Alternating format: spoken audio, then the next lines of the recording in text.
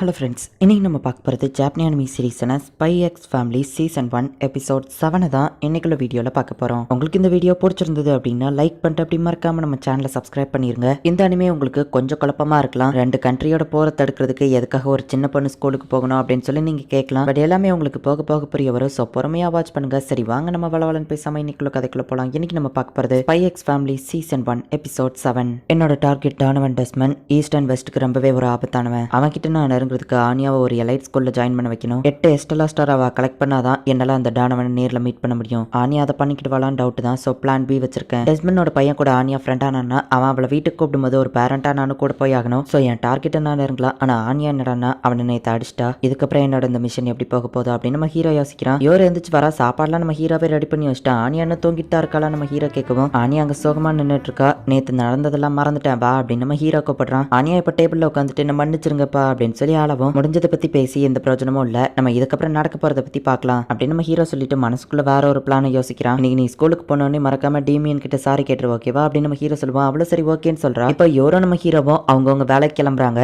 இப்போ ஆனியா ஸ்கூல்ல வந்து இறங்குறா. பார்த்தா பின்னாடி ஒரு கார் வருது. அந்த கார் ரொம்பவே ரிச்சா இருக்கு. நேத்து கூட இருந்த பெக்கி அப்படிங்கிற அந்த பொண்ணு வரா. தேங்க்யூ மை லேடி அப்படின்னு சொல்லி அந்த டிரைவர் சொல்லிட்டு போகவும் ஆனியாவும் அந்த பொண்ணை மை லேடி அப்படின்னு கூப்பிடுறா. நீ பஸ்லயா வந்த ஆனியா? நாளைக்கு வேணா நான் என் டிரைவர் கிட்ட சொல்லி டெய்லி ஒன்னு இங்க கார்ல கூட்டிட்டு வரணுமா அப்படின்னு அந்த பெக்கி பொண்ணு கேட்கறா. இப்போ டீமியனும் அவன் ஆளுங்களும் வராங்க. ஆனியா பிடிச்ச அந்த பசங்க திட்டவோ பெக்கி டென்ஷன் ஆகி பதிலுக்கு திட்டுறா. வேர்ல்டு பீஸ்க்காக நான் இவங்க கிட்ட சாரி கேட்கணும் அப்படின்னு அவ சாரி கேட்கலான்னு போறதுக்குள்ள பெக்கி வந்துட்டு அவளை இழுத்துட்டு போயிருந்தா. நம்ம ஹீரோ இது எல்லாத்தையும் மறைஞ்சிருந்து பார்த்துட்டு அந்த பொண்ணுக்கு எடுத்து விட்டுட்டாலே அப்படின்னு நம்ம ஹீரோ யோசிக்கிறான். ஸ்கூலோட ஃபர்ஸ்ட் டே அன்னைக்கு யார் கூட நம்ம ஃப்ரெண்ட் ஆகிறோமோ அவங்க கூட தான் கடைசி வரை இருப்போம். ஸோ இன்னைக்கு ஃபர்ஸ்ட் நாள் ஆனியா கண்டிப்பா எப்படியாச்சும் அவன் கூட ஃப்ரெண்ட் ஆகி ஆகணும் அப்படின்னு நம்ம ஹீரோ யோசிக்கிறான். ஆனியாவோ பெக்கியோ தவிர மற்ற எல்லா பசங்களுமே ஆனியாவை விட்டு ரொம்பவும் டிஸ்டன்ஸா உட்காந்துருக்காங்க. இந்த பொண்ணு தானே நேற்று டிவியன் அடிச்சு அவளை பார்த்தாலே ரொம்ப பயமா இருக்கு. ரொம்ப மோசமான பேட் கேர்ள் போலவா அப்படின்னு சொல்லி எல்லாரும் மனசுக்குள்ள நினைக்கிறாங்க. அவங்க சொல்றதெல்லாம் கண்டுக்கிடாது. அவங்களா பிலாக்கா பசங்க அப்படின்னு சொல்லி கூட இருக்கிற பெக்கி சொல்றா. ஸோ ஆனியாவும் ஓரளவுக்கு ஆறுதல் ஆகுறா. நான் எப்பவுமே உன் கூட தான் இருப்பேன் கவலைப்படாத அப்படின்னு சொல்லவும் ஆனியாக்கு பெக்கியை ரொம்பவும் பிடிச்சு போகுது. இந்த டிவியன் வந்துட்டு என்ன தைரியம் இருந்தா என் மேல இவ கை வச்சிருப்பா. எங்க அப்பா அண்ணன் கூட என் மேல கை வச்சதில்ல. ஆனா இவ என்னடான்னா என்ன அடிச்சிட்டா அப்படின்னு சொல்லி அவன் டென்ஷன்ல இருக்கான். அப்ப டீச்சர் வந்துட்டு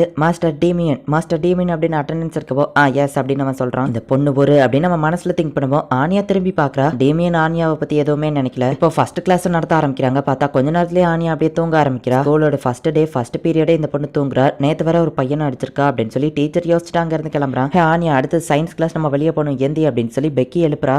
அச்சோ டெஸ்மனோட செகண்ட் சன் கிட்ட சாரி கேட்கணும் வேர்ல்டு பீஸ்க்காக அப்படின்னு சொல்லவும் என்னது உலக அமைதியா? ஓ ஸ்கூல்ல உன்னோட உலகம் அமைதியா இருக்கணும்னு நீ ஆசைப்படுறியா? நீ அவன்கிட்ட சாரி எல்லாம் கேட்க வேண்டாம். அவன் அவன்கிட்ட பிரச்சனை பண்ணா நான் பாத்துக்கிட்டேன் அப்படின்னு பெக்கி சொல்றா. அடச்சா இந்த பொண்ணு கெடுத்து விட்டுட்டு இருக்காளே அப்படின்னு நம்ம ஹீரோ யோசிக்கவும் மைண்ட் ரீட் பண்ணி நம்ம ஹீரோ தான் அங்க நிக்கிறது அப்படிங்கறத ஆனியா புரிஞ்சுக்கிடுறா. இப்போ இவங்களுக்கு சன்னோட ரிஃப்ளெக்ஷனை பத்தி ஒரு சயின்ஸ் கிளாஸ் எடுத்துட்டு இருக்காங்க. சாரி கேள அப்படின்னு நம்ம ஹீரோ ஆனியாக்கு சீக்ரெட் மெசேஜ் அனுப்புறான். இது ஒருவேளை மேல கடவுள் கிட்ட இருந்து வந்த மெசேஜ் போல அப்படின்னு சொல்லி ஆனியா ரொம்ப பயப்படுறா. ரொம்பவும் சேட்டை பண்றா. அந்த ஆல்பர்ட் அவன் ஃப்ரெண்டு கிட்ட சாரி கேட்கவே இல்ல. கடைசி வர தனிமையில இருந்தா அப்படின்னு டீச்சர் சொல்றாரு. என்னோட புக்ல மட்டும் கதை டிஃபரெண்டா இருக்கே அப்படின்னு ஆனியா யோசிக்கிறா. இப்ப லஞ்ச் பீரியட் ஸ்டார்ட் ஆகுது. ஆனியா நடந்து போற வழியில செடியில மது கொண்டு சாரி அப்படின்னு சொல்லி எழுதி இருக்கு. ஈவன் அவ முன்னாடி நடந்து போற பையன் மேல கூட சாரின்னு போட்டிருக்கு. ஆனியா ரைஸ் ஆம்லெட் ஆர்டர் பண்ணுதா அதுலயும் சாரி தான் போட்டிருக்கு. இவ சாரி கேட்கறது எவ்வளவு முக்கியம் அவளுக்கு நான் புரிய வைக்கணும் அப்படின்னு நம்ம ஹீரோ ட்ரை பண்ணிட்டு இருக்கான். டேமியன் அங்க வரப்போ ஆனியா சாரி கேட்கலான்னு போறா. பட் பெக்கி வந்து தடுத்துருதா. ஃபர்ஸ்ட் நான் இந்த பொண்ணை எப்படியாச்சும் ஆனியா கிட்ட இருந்து பிரிக்கணும் அப்படின்னு நம்ம ஹீரோ கிளம்புறான். அட்டென்ஷன் பிளாக் பெல் உடனடியா ஸ்டாஃப் ரூமுக்கு வரவும் அப்படின்னு சொல்லி போடவும் சாப்பிட்டு வரவா அப்படின்னு கேட்கறா. உடனே வரணும் அப்படின்னு சொல்லி அனௌன்ஸ் பண்றாங்க. சரண் அவளும் அங்க இருந்து கிளம்புவோம். இந்த சான்ஸை பயன்படுத்தி ஆனியா போயிட்டு அவங்க கிட்ட சாரி கேட்கலான்னு போறா. ஏய் உனக்கு என்ன பிரச்சனை? திரும்பவும் எங்க பாஸ் அடிக்கலான்னு வந்திருக்கியா? இல்ல டீமியன் இவளுக்கு ஒரு பாட கத்து கொடுங்க அப்படின்னு சொல்லி அவன் ஆளுங்க சொல்லவும் டீமியன் அவ கிட்ட போகுமே அவன் ஹார்ட் ரொம்ப ஃபாஸ்டா துடிக்க ஆரம்பிக்குது. என் ஹார்ட் ஏன் திடீர்னு இப்படி பண்ணுது அப்படின்னு சொல்லி அவன் யோசிக்கிறான்.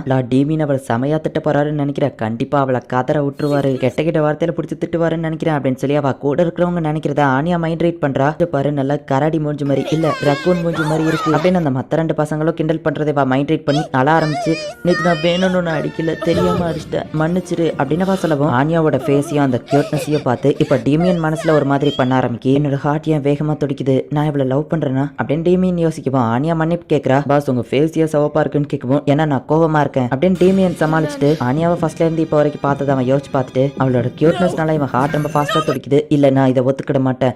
இவள நான் போய் லவ் பண்றதா? நான் உன்னை ஏத்துக்கிட மாட்டேன் அப்படின்னு சொல்லி அவன் வெக்கப்பட்டுக்கிட்டே அங்க இருந்து ஓடிடுதான். என் பாஸ் உன்னை மன்னிக்கவே மன்னிக்கவே மாட்டாரு அப்படின்னு சொல்லிட்டு அந்த 2 பசங்களும் சொல்லிட்டு அவன் கூடவே ஓடுறாங்க. நம்ம ஹீரோ அப்படியே ஷாக் ஆகுறா. இவன் மன்னிப்பு கேட்டோ அந்த பையன் ஏத்துக்கிடலையா, பிளான் பி ஃபெயிலியர் தான் அப்படின்னு சொல்லி நம்ம ஹீரோ சோகமாகறான். ஸ்கூல் ரொம்ப பயங்கரமா இருக்கு, எனக்கு பிடிக்கல அப்படின்னு ஆனியா சொல்றா. ஸ்டாஃப் ரூம்க்கு யார் என்ன கூப்பிட்டது வாங்க அப்படின்னு சொல்லி பெக்கி கத்திட்டு இருக்கா. நம்ம ஹீரோக்கு இப்ப வேற ஆப்ஷனே இல்ல, ஃபர்ஸ்ட் பிளானுக்கே தான் போயாகணும். ஆனியாவை எப்படியாச்சும் 8 எஸ்டலா ஸ்டார்ஸை வாங்க வைக்கணும். டேமியன் கூட கண்டிப்பா இதுக்கப்புறம் ஆனியாவால ஃப்ரெண்ட் ஆக முடியாது. ஆனா ஒரு பக்கம் அந்த பிளான் ஹோல்ட்லயே இருக்கட்டும் அப்படின்னு நம்ம ஹீரோ யோசிச்சுட்டு, ஹே ஆனியா அதை கரெக்டா போடு அப்படின்னு நம்ம ஹீரோ வந்துட்டு ஆன்சரை கேட்கறான். நம்ம ஹீரோட மைண்ட் ரீட் பண்ண ஆன்சர் கிடைக்கும் அப்படின்னு சொல்லி ஆனியா ரீட் பண்ணா நம்ம ஹீரோ மத்த மிஷனை பத்தி யோசிச்சுட்டு இருக்கோம். ஆனியா தலை சுத்த ஆரம்பிக்குது. அம்மா நீங்க எனக்கு ஹெல்ப் பண்ணுங்க அப்படின்னு சொல்லி இப்ப யோரோட மைண்டை ரீட் பண்றா. டினாமினேட்டர் 5னா ஒரு ஹியூமனை 5 பார்ட்டா பிரிச்சுக்கிடலாம். கை காலு எல்லாத்தையும் எடுத்தா அச்சோ தலை அப்படின்னா தனியா போகுமே, பேலன்ஸ் இருக்கிறது 5. ஆமா 5 பாக்குறதுக்கு ஏன் எஸ் மாதிரி இருக்கு அப்படின்னு அவ யோசிக்கவும் அவ்வளவுதான் போச்சு அப்படின்னு சொல்லி ஆனியாக்கு தலை சுத்துது. நான் படிக்க மாட்டேன் அப்படின்னு சொல்லி ஆனியா ரூம்குள்ள போயிருந்தா. நீங்க இப்பவே அவளை ரொம்ப ப்ரெஷர் பண்ண வேண்டாம்னு நினைக்கிறேன் அப்படின்னு சொல்லி யோர் சொல்லவும், ஆனா அவ எஸ்டலா ஸ்டார்ஸை வாங்கி ஆகணும்னா நல்லா படிச்சாகணும் அப்படின்னு நம்ம ஹீரோ சொல்லவும், ஆனியா அதை தான் ஆசைப்படுறாளா இல்ல நீங்க அதை ஆசைப்படுறீங்களான்னு யோர் கேட்கவும், இந்த மிஷனுக்கு அது தேவைப்படுது அப்படின்னு நம்ம ஹீரோ மனசுக்குள்ள யோசிச்சுட்டு, சரி நீ சொல்றதும் சரிதான், நான் அவளை ப்ரெஷர் கொடுக்கல அப்படின்னு நம்ம ஹீரோ சொல்லவும், சரி அவளுக்கு நம்ம ஏதாச்சும் கொடுக்கலாம் அப்படின்னு சொல்லி யோர் வந்து டீர் பண்றா.